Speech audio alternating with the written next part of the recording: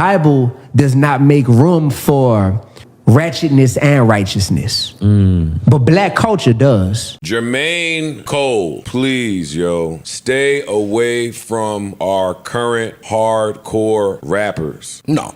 Stay away, yo. They're never the same after you leave. I liked the Dirk Project before y'all went and rounded all them little badass kids together. Oh, my life, nigga, move with that positive shit. I don't want to hear it. J. Cole coming, now we got to do gospel at the Apollo, and now the hard niggas that have nightmares about positive Cole, they can't fucking kill properly. Stay away from Gucci, Dirk, and all them street niggas. No, J. Cole. A grown man said this, bro. I literally can't make this up.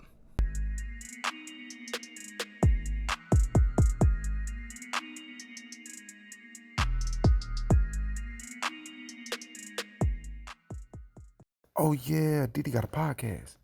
Man, welcome back to another episode of the Ruling Class Podcast, or Diddy Got a Podcast. And of course, I'm your host, Diddy, back up in this witch with another video. Listen, if you're new to the show, please know your boy is thirsty to grow and to drink some of this water. You can help me out by liking this video and subscribing to the channel. But don't worry, I'm going to let you do that. I'm going to give you a sec to do that. I really, really appreciate it. Listen, when a person shows you who they are, believe them. Believe them, right? I know I do a lot of complaining on this show about black culture. I know I do a lot of complaining on this show about our music. It's up to you to decide if you feel like hip hop culture and black culture is the same thing. In 2023, without a doubt, in my opinion, it is, right? Because our young people are our future, and look what they're mostly influenced by. Rappers, right? They're not talking about doctors. They're not talking about the most famous physicians, scientists. They're not talking about those people. The people that actually help change the world. Our archaeologists, they're not talking about those people. It's rappers, right? That's who our young people are most influenced by. We can be in denial about that as the older crowd as much as we want, but it's the truth. Speaking of our older crowd, when a person shows you who they are, believe them, right? You have Joe Budden, previous rapper. A lot of you may know who that is. Pretty, popular guy. Not more so because of his raps, ironically. Mostly because of his podcast and a lot of the outrageous things that he says on his podcast. Well, there's this guy by the name of D1, right? They called him a podcaster. My guy, I don't even think he's a podcaster. He's just featured on podcasts. But even if he's a podcaster, he's a rapper. He's a man first, right? And then he's a rapper himself, right? I don't know if he considers himself a Christian rapper, but nonetheless, a few weeks ago, and several weeks ago, he came out and he called out Rick Ross. He called out Meek Mill. He called out Jim Jones. You could do better, brother. I love you too much. I love you too much to not be honest with you. Rick Ross, you could do better, brother. Meek Mill, you could do better, brother. I love you too much not to be honest with you. Are you the face of prison reform? Cause are you the face of prison reform? Or are you sitting here on your new song with Ross talking about getting somebody murked and shot at the red light? Which one is it, bro? Meek Mill, you could do better. Jim Jones, you could do better. Rick Ross, you could do better. I gotta see you do better. Wait. Little man, whoever you is, until you feed the kids where you from for 20 years straight. Don't question Rose. Wait. Until you buy 10,000 bikes, 10,000 trikes. Give all the young girls who pregnant Pampers for Christmas for 20 years straight. Don't question boss. You heard me, little man? Get that basket off your head so you could think clear, little man. You going viral for speaking on niggas' names, not because of your talent, not because of your gift. Right? He specifically called out Meek Mill, Rick Ross, because they just recently came out earlier this year with a song called Shaq and Kobe. And if you don't know, Meek Mill, which I never believed this to begin with, is supposed to be the face of prison reform, which he's not really the face of it, so to speak. What happened was he was arrested for doing something that, that violated his probation, and he went to jail for something he did wrong. And because he felt the way about it, when he get out, now all of a sudden he's passionate about prison reform. the irony. Right? He doesn't care about getting people out. He cared about getting his get back. That's what it's really about. But I digress. D1 called him out because he's like, well, Meek Mill, you're supposed to be the face of prison reform, but here you go, got a song with Rick Ross talking about getting people, unalived at the red light. Bible does not make room for ratchetness and righteousness. But black culture does. And hip hop culture does. It makes room to be ratchet and righteous. There's literally a popular, I saw Christians posting about that stuff. I'm righteous and ratchet. Man, well, forget y'all. We ain't on the same team because I'm real righteous and relevant. You heard me? That's what I am. I'm not righteous and ratchet. Like, what are y'all talking about? But black culture, I'm not pro-black more than I'm pro-God. And I don't care what black people think. You know what I'm saying? Am I black? Am I proud to be black? Yes. But I'm not pro-black more than I'm pro-God, man. Because being pro-black will allow for a bunch of foolish, ratchet behavior that in the name of blackness, we all celebrated. Name one lie my man said. Where did he lie once? He didn't lie. Problem is, a lot of people didn't like what he said, including Jim Jones. But what about what he said though? Is there any credence to what is there any credence to what he said about that? I don't care about what he said. That boy don't know me.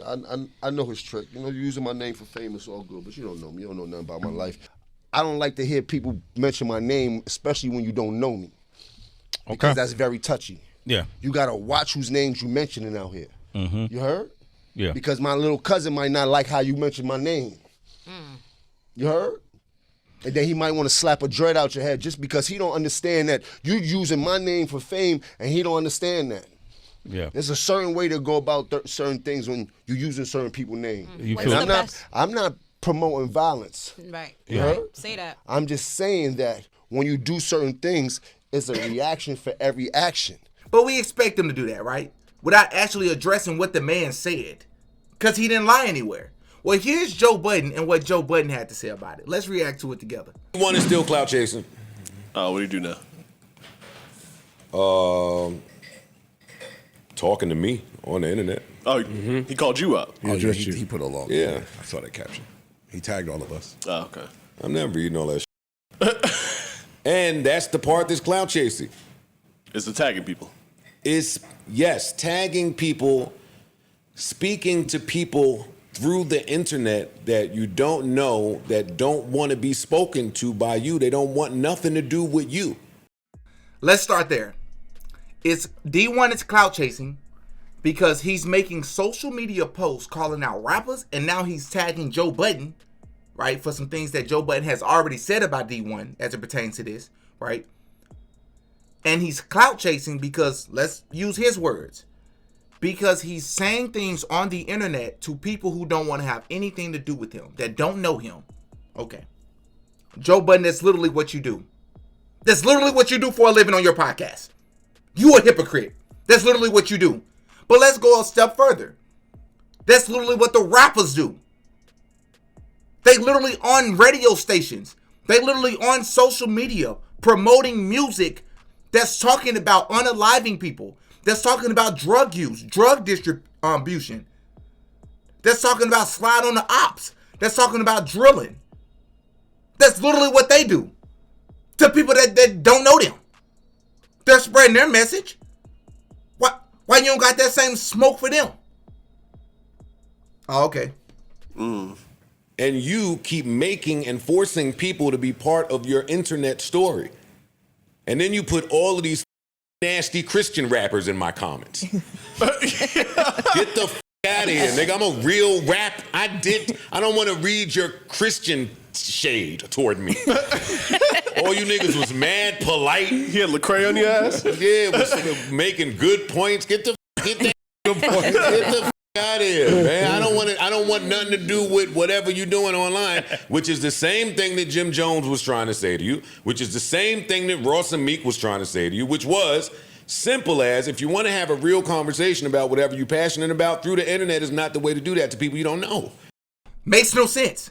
You telling a person, hey, how dare you spread positivity and by his own admission make great points about our music and the things that you're doing and the detriment that you're having on our community. How dare you go on the internet, on social media and do that publicly? Not like the rapper's music is public. Not like they actually publicly spreading stuff all over the world. That don't matter. What matters is you calling us out and trying to spread positivity and light. That's the problem. How dare you do that? The L for you. You can't do that. And if you notice so far, notice how they just uncomfortably laughing as he sits there and uses profanity. And by them, I mean Joe Budden's co-host, if that's what you want to call him, as they sit there and laugh as this man makes a fool of himself, going at Christian rappers in his comment section, making great points. Talking about they in his comment section spreading positivity. The lack of integrity on this show is mind-blowing to me. Now, with that being said, there are times where people will, disagree with Joe Budden. I don't watch his show a lot, but I've seen enough clips where I see they sucker up to him because it's really his show, right? And there is a benefit of being on this show for them. But the ignorance in this clip, bro, it's like they're afraid to say, all right, bro, that's complete foolishness. Like, it's one thing to disagree with him. Go all the way and call this man that's craziness. Like, what are you talking about? That's it. It's clout chasing. Leave my name and likeness out of your internet shenanigans. All right, now playing devil's advocate. The fuck? He did leave your name out until you addressed him.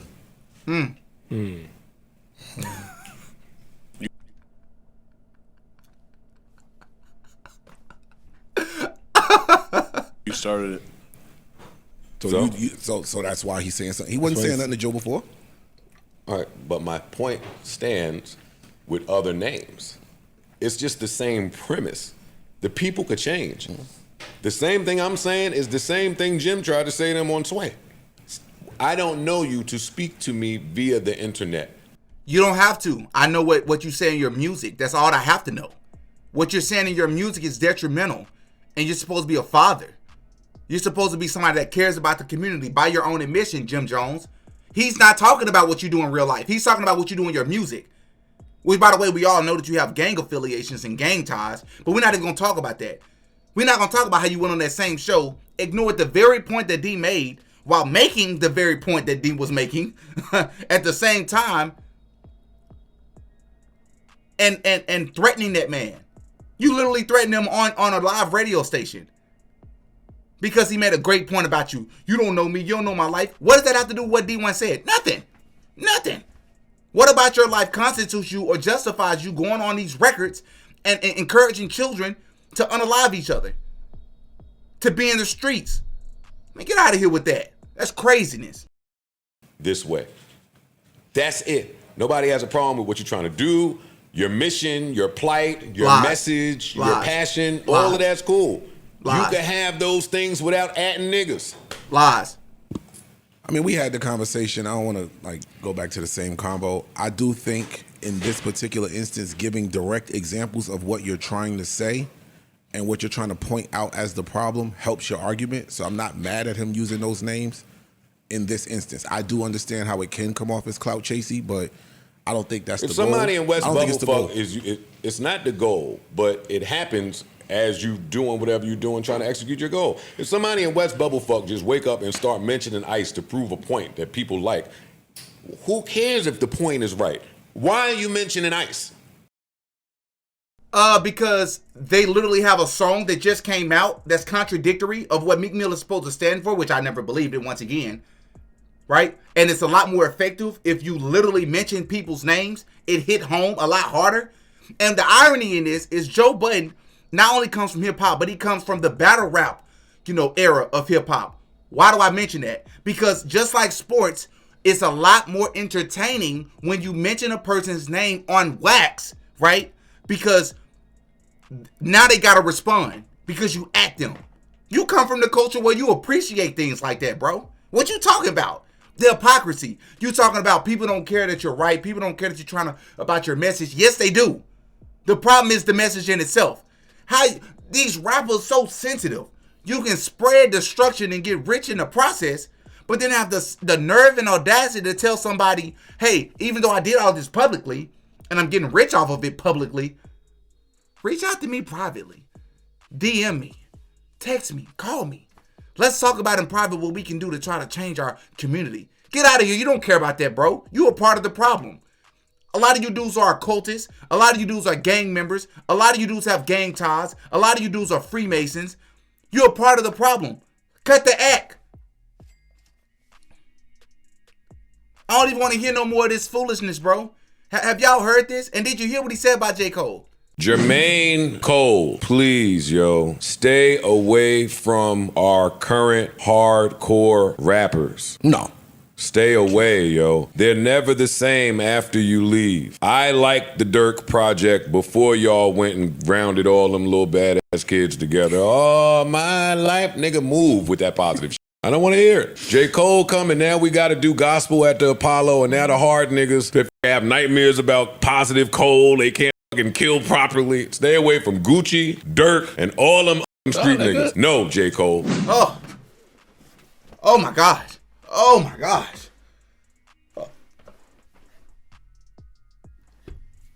I don't know what is there anything else to be said?